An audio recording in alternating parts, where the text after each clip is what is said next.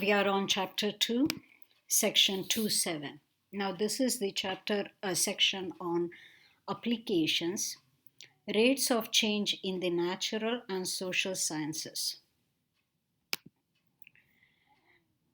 We know that if y is fx, then the derivative dy dx can be interpreted as the rate of change of y with respect to x. In this section, we examine some of the applications of this idea to physics, chemistry, biology, economics, and other sciences. We know that the basic idea behind rates of change. If x changes from x1 to x2, then the change in x is given by delta x, that is x2 minus x1.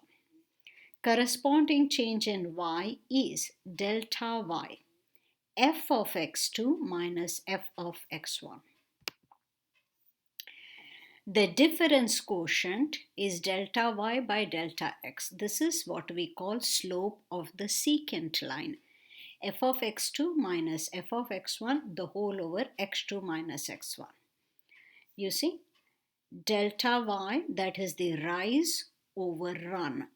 Okay, so it is slope of that blue line segment, secant line segment.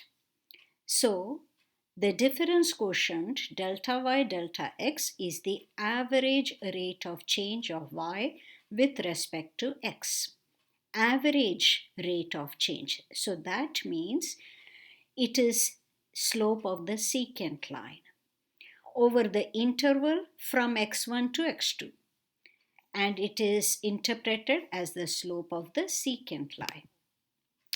Now, when delta x approaches 0, that is, your secant line is now getting closer and closer to the tangent.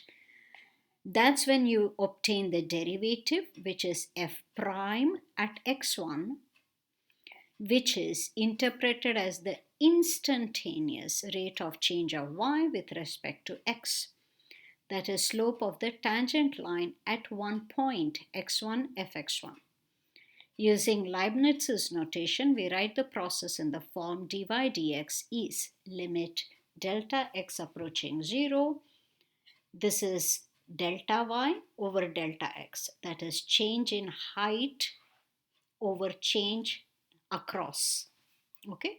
So these are average rates of change.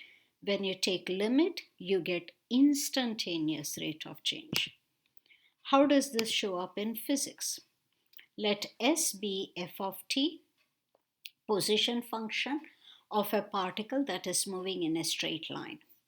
Then delta S over delta t represents the average velocity. Average velocity over time period delta t. Whereas ds dt, that is the limit or the derivative, is v, represents the instantaneous velocity. So there is a difference between average velocity. Average velocity is slope of the secant line. Instantaneous velocity is the derivative. So it is slope of the tangent line. Instantaneous velocity is a rate of change of displacement with respect to time. Instantaneous rate of change of velocity with respect to time is acceleration. So what is acceleration? It is derivative of the velocity, which is second derivative of the position. Now that we know the differentiation formulas, we are able to solve problems. Okay? So the next question, we will solve this particular, next video rather, we will solve this particular problem. Have a look at it. I'm given position. Question is find velocity. Find velocity after 2 seconds, after 4 seconds. When is the particle at rest? When is the particle moving forward?